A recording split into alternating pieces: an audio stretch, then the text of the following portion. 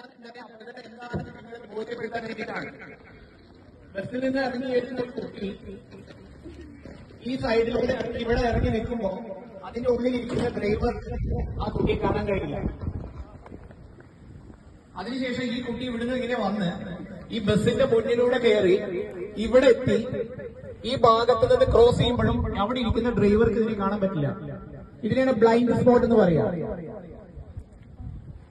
അപ്പോ ഇതുവഴി ഇങ്ങനെ പോകുന്ന കുട്ടീനെ ഒരു കാരണവശാൽ ആര് കാണുന്നില്ല? ഡ്രൈവർ കാണുന്നില്ല.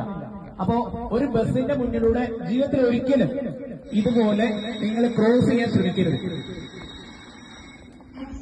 മിനിഞ്ഞാന്നുണ്ടായ അപകടത്തിന്റെ വ്യാപ്തി അത്രത്തോളം വലുതാണ്. ഡ്രൈവർ കണ്ടില്ല, കുട്ടീനെ ബസ് ഇടിച്ചിടുകയും അതിന്റെ ഫ്രണ്ട് ടയർ കയറി ആ കുട്ടിയുടെ മുകളിൽ കൂടെ കയറി. അത് മാത്രമല്ല, അത് കഴിഞ്ഞ് ബാക്ക് ടയറും ആ കുട്ടിയുടെ മേലെ കൂടെ കയറിയിട്ടാണ് ബസ്സിലെ ഡ്രൈവർ അറിയുന്നത്. അപ്പൊ ബ്ലൈൻഡ് സ്പോട്ട്